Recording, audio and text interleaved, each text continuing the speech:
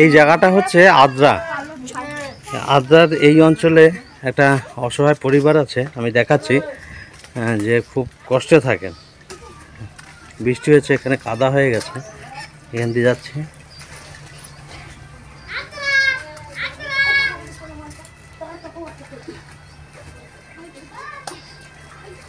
এই যে বাড়িটা দেখাচ্ছে, এই যে মহিলা আছেন।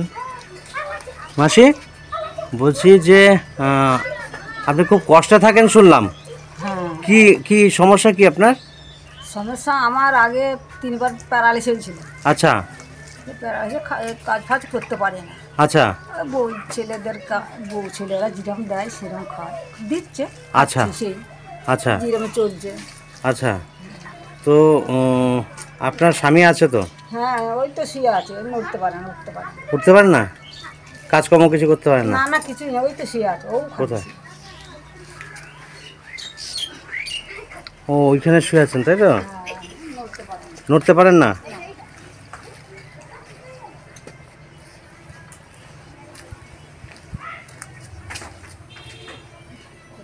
আচ্ছা,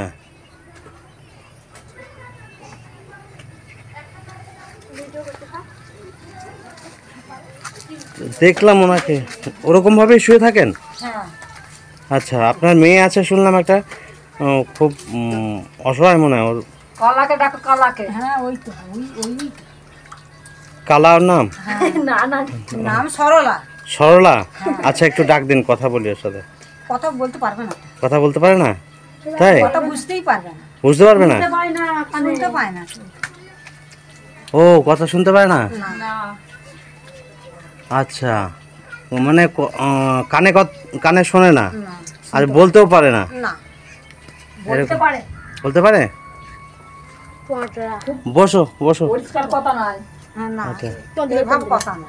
হ্যাঁ, ওর নাম কি? সরলা। সরলা? বয়স কত হলো? হ্যাঁ, বয়স হয়েছে 25 তো হবেই। 25 বছর হবে? হ্যাঁ, হ্যাঁ, দেখে মনে হচ্ছে 25 বছর তো হবে। তো ওকে তো চালাতে হয় আপনার? হ্যাঁ, ওর সব কাজ আমাকে করতে হয়, সব কাজ করতে হয়। হ্যাঁ, এবার ব্যাপার হচ্ছে যে রোজগার কি আছে? রোজগার বাবা, আমি তো কিছুই তো খাটতে পারি না। ছেলেদের কাছে, ছেলেরা মাঠে ঘাটে খাটছে, হ্যাঁ, যেরকম সংসারে দেয়। আচ্ছা, খাই। আমি শুনলাম মেয়েটা এরকম অবস্থা, শুনেই এলাম। তো ও কথাও বলতে পারে না, কানেও শোনে না? না, নিজের শরীরে নিজের কি হচ্ছে সেটাই বলতে পারে না। এটা কত বছর ধরে? হ্যাঁ, হইলো বই, অনেকদিনই হলো। তাও? হ্যাঁ, 15-16 বছর বেশি হলো। তাই না? হ্যাঁ, 16-17 বছর হলো। ও, অনেক বছর তো। বাবা দেখাতে পারিনি আমরা। চিকিৎসা করাতে পারেননি? না, সেটা টাকার অভাবে? হ্যাঁ। ও, তারপর থেকে এরকম রয়েছে মানে? সব বহনটা আমরাকে করতে হয়। হ্যাঁ, খেতে বললে ইশারায় সব বলতে হবে। তাই নাকি? হ্যাঁ, খেতে বললে সব ইশারা করতে হবে। বুঝতে পারে সেটা? ইশারাটা বুঝতে পারে। ইশারাটা বুঝতে পারে? আচ্ছা আচ্ছা। খিদে পেলে বলে না কিছু? না, মানে ওর দিলে খাবে। দিলে খাবে? আচ্ছা, ওই ইশারাই বলতে হবে, আচ্ছা, তখন খাবে। মানে ও কখনো খাবার চায় না? না, কোনো সময় না? না। আপনি যদি খেতে দেন তো খাবে, না হলে ও বলবেও না মুখ দিয়ে? না। আচ্ছা আচ্ছা, এরকম অবস্থা। মানে নিজের দুঃখ কষ্ট, এই সমস্ত খিদে, এগুলো কিছুই ওর ফিল নেই। হ্যাঁ, মানে ও বুঝতে পারে না, বুদ্ধিটাও তো নেই, বুদ্ধি নেই। একদম নেই। আচ্ছা, সেটা মানে কত বছর বয়স ছিল তখন যখন এরকম হয়েছে? 10 বছর? হ্যাঁ, না, তা হবে। হ্যাঁ, এরকম হবে। 10-12 বছর হবে। 10-12 বছর হবে তখন থেকে? হ্যাঁ। ওকে স্কুলে ভর্তি করেছিলেন? না বাবা, স্কুলে ভর্তি করেন না? কানে শুনতে পায়নি। ও, মানে ছোটবেলা থেকে কানে শুনতে পারতেন? হ্যাঁ। আচ্ছা, ওই 10-12 বছর তো। হুম, যেহেতু কানে শুনতে পারতো না ওই জন্য স্কুলে দেননি? না না না। আচ্ছা, লেখাপড়া তার না, না, তাহলে না, কিছুই হয়নি? না। এরকম ভাবেই রয়েছে তো। মানে আপনাকে এখন সামলাতে হচ্ছে, ঠিক আছে, কিন্তু পরবর্তী সময়? হ্যাঁ, সেটাই তো। এটাই তো চিন্তা করার যে এরপরে কে দেখবে? পরে কে দেবে? আমি তো ওই গ্রামগুলো ঘুরে আসলাম, ভোমরা টোমরা অঞ্চলে, ওখানে এরকম অনেকে কষ্টে আছে। তো সেখানে দেখেছি যে এরকম আপনার মতো বয়স্ক অনেকে রয়েছে, তার মেয়েরা রয়েছে ঘরে, 24 বছর, 26 বছর, 28 বছর, 30 বছর এরকম বয়সের মধ্যে রয়েছে। তো সেই মানুষগুলো চলে গেলে এই মেয়েগুলোর কি এইগুলো অবস্থা কি হবে? সে তো আমরাও চিন্তা করছি বাবা, চিন্তা হ্যাঁ। করেই তো এই কে অবস্থা। দেখবে এদেরকে? এত মানে কেউ খেতেও দেবে না, না না না, হ্যাঁ, ও চাইবে কেউ না। দেখবে না, ও চাইবেও না। না, আমার খিদে পেয়েছে, যদি বাড়ি থেকে 4টে চেয়ে আনি, সেটা ক্ষমতা নেই। সেই এই বইয়েরা আছে। বউয়েরা দেয়, হ্যাঁ মানে আপনার বড় ছেলের বউ, হ্যাঁ, মেজো ছেলে। মেজো ছেলে, আচ্ছা। তো সে কাজ করে, মাঠে কাজ করে হ্যাঁ, নাকি? মাঠে কাজ করে। চাষের কাজ। হ্যাঁ, ও যতটুকু আমাদের জমি জায়গা কিছু নেই। কিছু নেই। না, আমাদের কিছু নেই, আমাদের বলতে কিছু নেই। হ্যাঁ, এই ঘরটা আপনার, তাই তো? হ্যাঁ, এই যে ভেঙে গেছে। ভেঙে গেছে, আচ্ছা। তাহলে আপনার স্বামীও তো এরকম অসুস্থ হয়ে পড়ে রয়েছে, হ্যাঁ, হ্যাঁ। সে তো কিছু রোজগারই না করতে পারে না না, না, ওনাকেই দিতে হয়। ওনাকে দিতে হয়। আর রেশন পান? হ্যাঁ, রেশনটা পাই। রেশন পান, এর কোনো ভাতা পান? হ্যাঁ, প্রতিবন্ধী করেছি। প্রতিবন্ধী ভাতা পান? হ্যাঁ পান, আচ্ছা। সেটা করেছেন, তাই তো? হ্যাঁ, এটা যাই করে করেছি। সেটা কে তোলে, মানে এ তো যেতে পারে না, বোঝে না তো। নিয়ে গেছিলাম গাড়ি করে, আচ্ছা সব পার্টির লোককে ধরে, হাতে পায়ে ধরে। আচ্ছা। হুম, ও, প্রতি মাসে সেই টাকা ঢোকে? হ্যাঁ, আচ্ছা, তাহলে ওই ওই একটা যে যাহা করে চলে যায়, চলে যায়, হ্যাঁ, ওই মোটামুটি করে, মোটামুটি করে চলে যায়। হ্যাঁ। যাই খাবার এক মুঠো হ্যাঁ। চলে যায়। সেটাই, মানে এতটা কষ্ট আপনি এই যে সামলে যাচ্ছেন, এরপরে কে সামলাবে? হ্যাঁ, সেটাই।